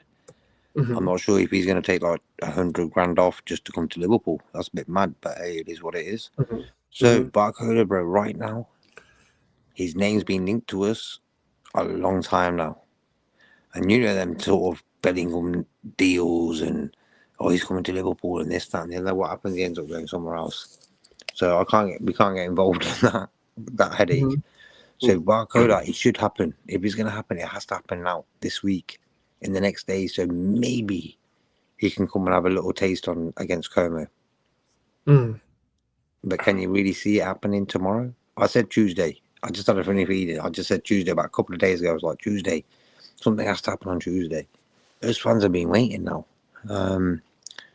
So yeah.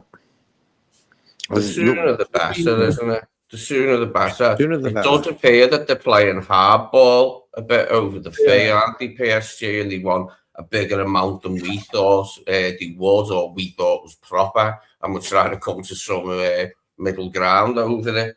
But the sooner the better. If it happens, then, you know what I mean, he can start training with the rest of the lads, like, and that, and start talking to the coach, like.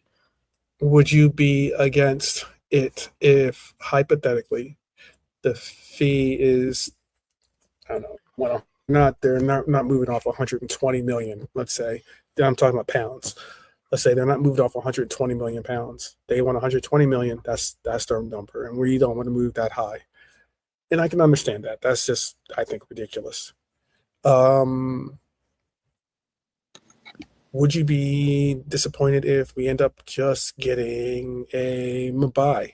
Maybe we go for Mabai, who's at 40-something million pounds. Let's say they say, okay, you don't want that, but we'll move 45 million for Mabai. Yeah, I'd settle for that, because Mbai's like young, talented, and hungry. So yeah, I would, because we've got Munoz as well. But it would be seen as a downgrade in terms of it being any type of marquee signing, as they call them, marquee signing. But it would mean we would have money to spend then in other areas, because I'm concerned how much money we've got to spend, because we need it in other areas as well, like, don't we? Like the midfield, for instance, like before the season starts. I mean, I don't know. Iraola might have come in and looked at the midfielders he's got and thought, yeah, that's sound for next season. But I sincerely hope he hasn't, because I don't think it is. Yeah, he can't be. For me, I like that other player from PSG. He's a good player. Him and Barcola, yeah. Then it's sound. I just think, like, you know, I know that the price is something like 30 to 40 million is what they're looking for. I think it's like more like 34 million or something. 35 million is probably the number that we're trying to push for.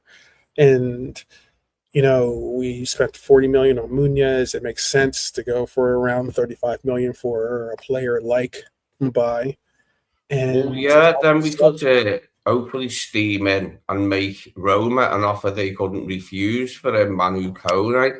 Because for me, we very much need like that type of DM to be in front of the defence, to seal the defence. Because like the amount of goals we shipped last season, it was the most in like 60 odd years or something we conceded in a season. It was shit, wasn't it? And the midfield was like one of the main reasons, the most obvious reason, alongside the defenders themselves and the forwards. But yeah, we can't be having that again. And we could have that again, like, if we don't make any midfield signings. Yeah, I don't think that we're going to go back and forth too many times with PSG when it comes to the bidding. We're going to give them a price that we're comfortable with. We're going to hear where and what they're sticking with. We're then going to maybe make a compromise. But I don't think that we go up to their full evaluation of what the player is at right now. And I just think that PSG is in a very, it's a different position for PSG in that they are not only, they've always been comfortable financially. We all know that. They're one of the richest clubs in France and one of the richest clubs in Europe.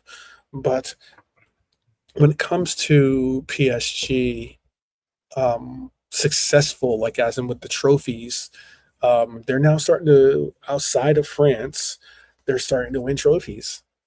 And now all of a sudden they're at the approach that they're taking is a different approach, rather than going for these big name superstars like your, Neymars and the likes. They have some very talented and very hardworking players already a part of their manifest in Paris that work exceptionally well with what the coach asks of them. So who's the Sangari that Brentford have bought? Which one have they bought? Mamadou Sangari, and who did he buy him from?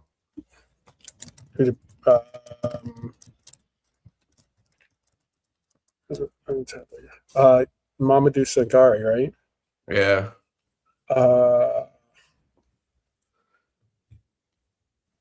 I'm trying to find out who it is.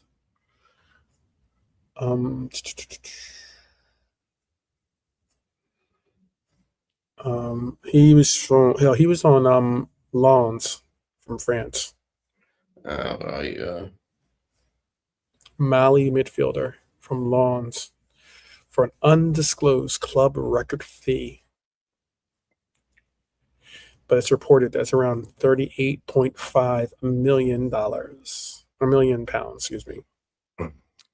They had Hendo there last season, didn't they, Brentford, after Norgard left? Mm-hmm. Yeah.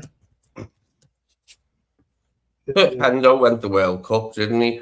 But crashed into the advertising ordinance, the pillar. Poor Hendo. Yeah, poor Hendo. He never got that opportunity to play. But he probably should have just asked. Probably should have asked again, Darwin, little tips on how to get over the Out to sign. vault over them. Remember Darwin climbing up into the upper and the chairs and everything in that Uruguay Colombia was it? But it all kicked off, yeah. And Darwin was involved and some of the players. That was mad. That one it last pre-season, last summer, wasn't it? Like that was. It was funny though, the pictures. That's a different story. Jordan. It is different seeing him in a blue kit. It's one thing to see him in the red and white stripes there, but it's another thing to see him in all blue. Ugh. What a way. Darwin wielding a folded up chair above his head is an image I'll never forget, like in all my life.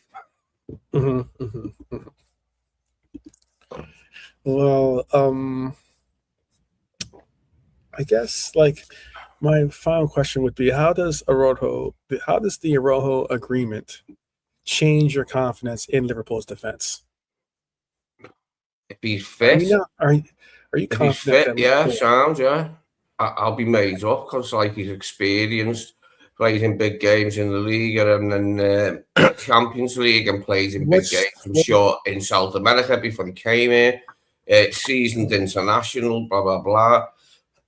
So if he's fit and things go well, it should be a good move, shouldn't it? I can't see why it wouldn't be. I don't think he'll be found out for a lack of talent by the sounds of it. It's just fitness, isn't it?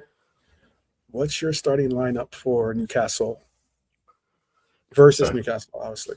Well, he ain't played in 7 months of it. Not for the entire team. I'm just talking about center half. Yeah, he ain't played in 7 months of it, like for Barca, so I'd expect Jacquet, because he has played for his club like more recently ago than 7 months, hasn't he? Even though he was injured himself last season or whatever, like, but I'd probably go with Jacquet because he's played more recently. But I don't know, he might look at Araujo and think, I could throw him straight in. But it's hard to say. Who are you going with, JK? Decaf and Van Dijk, bro. Is that we're on that level? Is all that? You can go outside the box. You could say. For me, I would pick Jacquet and Van Dijk because Jacquet's been playing more recently than Araujo has. That would be my thing. But like, it might be it might not be that way. Like in terms of what their fitness is and what levels he thinks they're at and where their heads are at. You might look at it and see it differently. But they're the two choices to part of Virgil, aren't they? On the opening day as it stands. Yeah. For me, you could go outside the box. You can go Gravenberch, or Gravenberch. You could go maybe Endo starting as your right center half. No, thank you. Neither of them, thank you. One of the actual centre backs. If I could have one, please. Do you know what I mean? I'm glad he's sorted off now, so we won't see midfielders at centre back and bloody midfielders at right back all the time now. Can't see that. Goalkeepers up front. We've had enough of that, lad.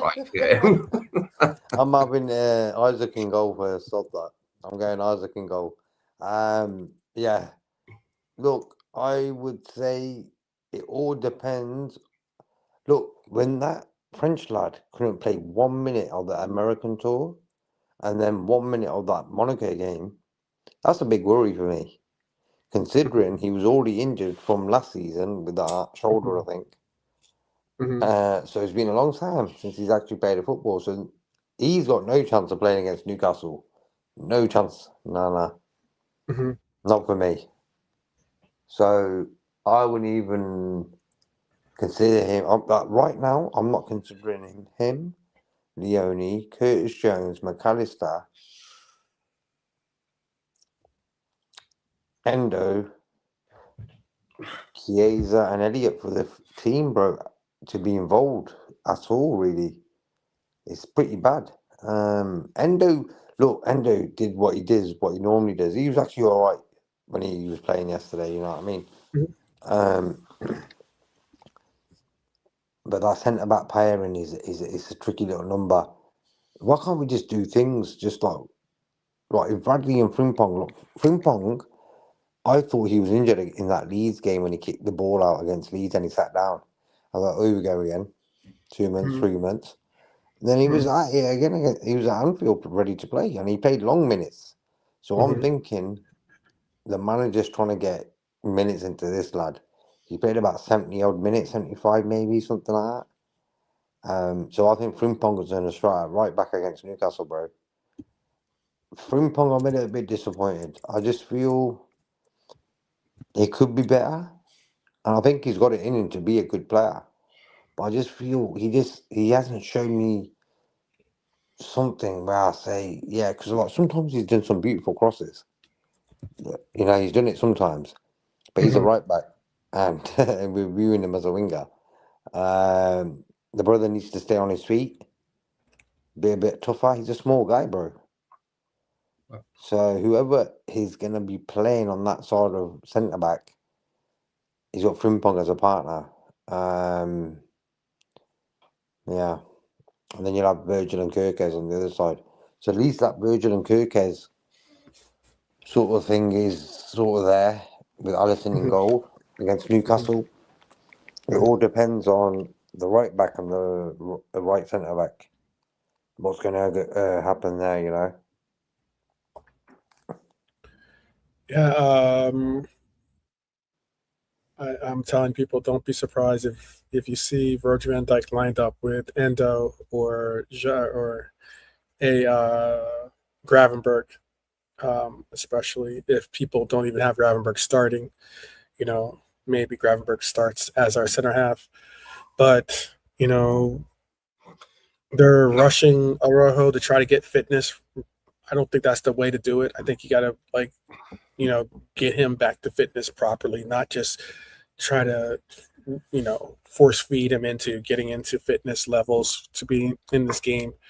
The same as Jacquet. If Jacquet isn't ready, then let's not try to press the issue and push him into a role that's just going to, push him further back beyond schedule. I think we've sort of looked at we didn't play him at all, so we're sort of looking after him in that way. We're not risking it. Are they not risking it because he's starting against Newcastle?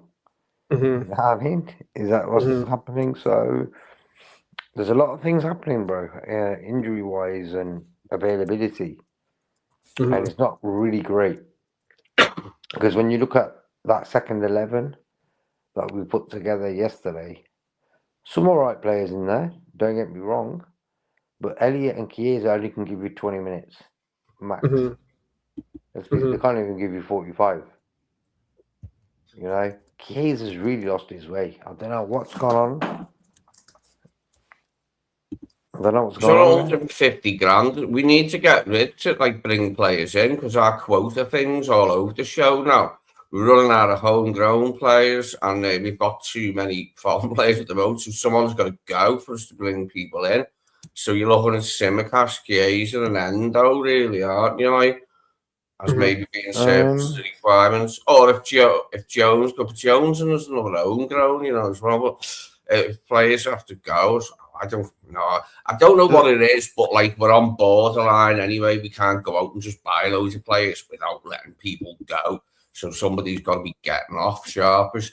I would say Freddie is probably done his Liverpool career. Like, didn't work out. Yeah, he did his best. We did the good song for him. He buzzed off it and all that one. But time to go, innit? Like, I'd just let him go for nothing, Chiesa, because I think he only costs 10 million, which is nothing really. Like, you might as well let him go for nothing to get him off the wage bill. Kumas, you know, use him instead as an extra body to cover. Well, we've got to buy a winger, like, because we haven't got enough. Like, I want us to buy a midfielder as well. I don't understand that at all. If you had to pick a first 11 right now with what's available, yeah, I would go with like Alisson, of course, Frimpong. That's the next to him, Frimpong. Who am I going to put there, bro? I haven't got a clue. And after that, you got Virgil Kirkes sorted. Then I'm playing Szoboszlai, Trainioni, Wirtz. I have to go Gakpo left. Eyes up middle. I'll probably go Rio right, you know. I know some people were like, nah. Who else are we going to put there, bro? Munez? So it's not looking great, this squad. So we need them two lads from PSG. One either side. Let's crack on. Look, Tottenham still want Gakpo, I've heard. So Gakpo goes right now. He's looking even worse. I'd go along with Gakpo leaving for the right fee, as long as Barcola came in, then we'd have Rio and Munoz as well. Yeah, I'm into the idea of the Endrick loan because he can play right wing too. And I don't think they will let him go. I just feel. Well, I'm saying a 1 year loan, and apparently they're looking to loan him. So I don't know why we don't step up. If they're looking to loan him for the season, I don't know why we don't. Even if he doesn't want to stay and he has to go back, we've had a season out of him because Hugo's not going to be on the pitch till March at the earliest, and then it'll be on the comeback trail, which means like next season's a write-off for Hugo, like to all intents and purposes. So we need another guy. We can't be confident going into that season, you know. Yeah. Normally, I'm really confident every season we're winning it. This is like the first time in a long time I'm not 100% thinking we're going to win it. You know, Liverpool FC, that's what we do. But weirder things that happen. We spent $500 million last season and it wasn't great, and we finished 5th. So maybe we ain't really spent this season and we're thinking, oh my God, they might smash it. Let's hope. Yeah.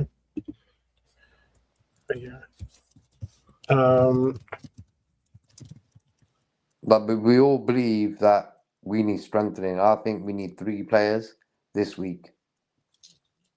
We have to. Yeah. How many weeks of the window is left? Is there like 3 weeks of the window left? There's still 3 weeks. No, still 3 weeks. 3 full weeks of the window left, yeah, 21 days. It goes to September. Even though the season starts obviously before September, but you could still get. Well, 3 weeks is a long time to get a number of deals done, and the right number for me should be 4 to be comfortable. But I could cope with 3 if we only do 3. Really, I think we need to bring 4 players in, but we'll wait and see what the rest of August brings. But it's got to bring something. Like, we can't start the season the way we are right now. Like, that'd just be shit. Yeah, it'll end Tuesday, September 1st, 2026, at 11 p.m. British Standard Time. Oh, that's Bill Shankly's birthday. Yeah, no, I think it's the 2nd of September. One of the 2. Yeah, you usually get the whole of that day, the 1st of September, don't you, until like the last minute and that. And then you have all that silliness like the last hour where there's like 1,000,000,001 deals and done in the last hour, like a varying, like, size. I don't really want that because You're right, but it is September Isaac. 2nd. September 2nd. September 2nd, Shankly. For Shankly. No, for Shankly's birthday. For Shankly. Sturridge as well, I think. Yeah, I don't want that Isaac situation now. We're wasting time. Each day goes past, quicker that season's coming nearer us. I don't want that Isaac situation where it takes him a long time to be ready to go.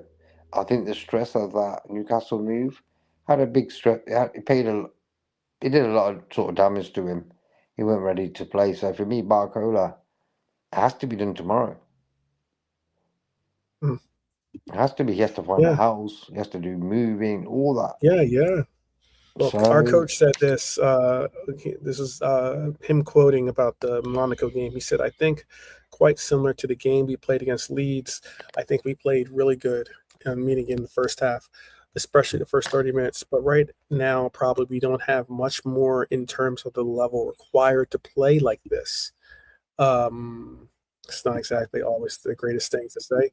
He said then they were much better in the second half. In the same way, same way we were better in the first half. They were much better in the second half, and they deserve to turn around the game. Yes. So,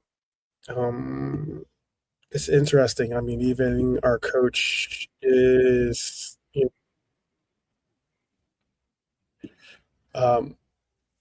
obviously admitting the fact that we definitely have room to grow. It is only the keep in mind this is preseason. Keep in mind this is mixed up 11s that you're never probably going to see some of these sides playing together at all. So it is what it is. It is what it is. So I just wanted to get to what I saw something. This is my moment of red zen for everyone. Bring this in for you. We were talking about Darwin earlier.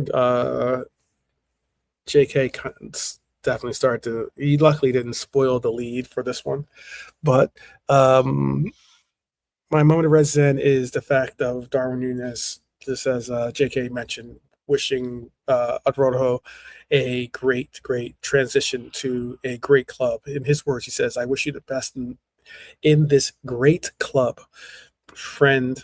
Adrojo, he put his tag for how you reach him on Twitter. He says, "I'm deeply glad that you can feel what the affection and support of the LFC fans is like. They are special, and they're going to make you feel in that way. Now you're a Red too. From afar, always wishing you the best. Vamos arriba." And to see him do that was pretty cool. I think he's obviously not an active Liverpool player, yet he still has Liverpool at his heart. So for all of his haters, that's set aside. I just like to say big up to Darwin, giving a warm. Yeah, I like it. It's good, isn't it? It's good news, like, isn't it? Saying joining a great club. And Araujo himself said he's pleased to be here. Like, he'll know, like, that we're a good club, a big good club to play for. So, and it is all to play for this season. So let's hope we see him, plenty, and that he settles in good. Because it is true, they've got that really aggressive, competitive spirit, like Uruguayans, like, especially defenders, centre backs, and DMs, and that, like, really tigerish. Like, I like Bentancur, the Spurs have got. He's good. He used to be good. He's a good midfielder. And Marino bought him to Spurs. When Marino arrived at Spurs, he was the first person he bought. But he's a good, industrious little player, and Bentancur. Yeah. Oh, man. I don't think they're allowed to do those kinds of throw-ins, by the way. I just sing in the background something You remember what was a big trend? Was the like somersault throw-ins where they would like use I've the seen ball. them. Yeah, seen them. They're stupid, aren't they? They're bloody stupid. Damn. Said the man who can't do somersaults, but I can do a throw-in, so nah. There you go. There you go. I don't think you're allowed to do them. I think they deemed it to be illegal in the Premier League. Well, I was live enough to do them years ago, but now, like, I'd probably put me back out, like, and break me neck or something if I tried doing one. Yeah. It's just I think primarily is because it's just so dangerous. You know what I mean? So very dangerous. I mean, if you slip off the ball, you can seriously injure yourself. No, You I've know? seen them videos on YouTube, videos of death, just death. And, like, you look and there's people fall on their head and break their neck and just go, You know what I mean? Like, it's a very dangerous thing to do, like flipping over and that if you don't get it right, mate. Land on your head the wrong way, it's all over, it's lights out. But yes, people, that is all I have for today. We're at 2 hours. Lee, what would you like to say to the people before we bounce out? Yeah, just thanks everyone who's been in now and was in. Cheers for attending and giving us your thoughts and opinions on what's going on. And hopefully we'll have some transfer news soon, eh? We'll have a crazy August. Prices are slashed. You know what I mean? Black Friday, prices are slashed. You know what I mean? It'll be deal after deal after deal. But I think it's us who's going to have to do the slashing, innit? Like, we're going to have to, like, I don't know. I don't think we're going to get players at a bargain price, but we're going to have to find players. The prices aren't going to be slashed for us. We're just going to have to pony up the dough, as they say, aren't we? Like, pony up the cash to get them in. Yes, true, very true. Sorry, laughing because I don't think today is that I'm just laughing because there's a video that popped up on my feed here. Remember the game when we were playing the Spurs and Richarlison had just been, his typical Richarlison self. There was an opportunity where like Richarlison fell to the ground in front of Virgil, and Virgil reached out to give him a hand up, and then when Richarlison went to go grab his hand, he's like, "Psych."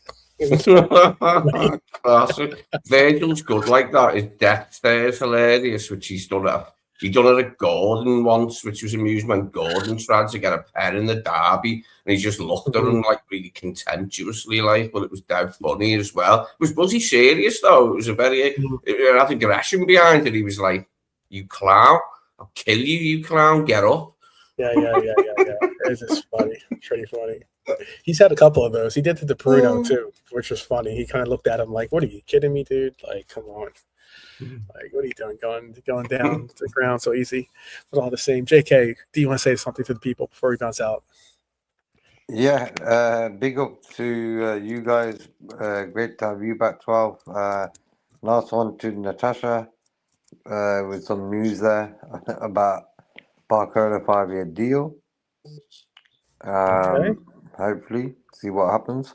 And best of to everyone in the chat, Lee, Wiz Kid, Peter, Helio, Red Arm, Chet, bro. I think he's probably addressing the fact that he's agreed to personal terms, but it's still in PSG's hands as to whether they accept the deal.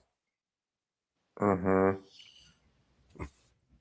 even PSG have to balance the books, don't they? Like, and bring some cash in, the amount they spend. But he wants to leave, doesn't he? It's the thing. The lad wants to leave and he wants to come here.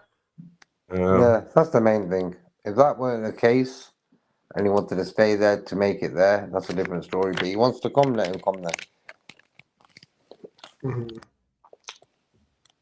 And also press the like on the video before you leave. That'd be cool.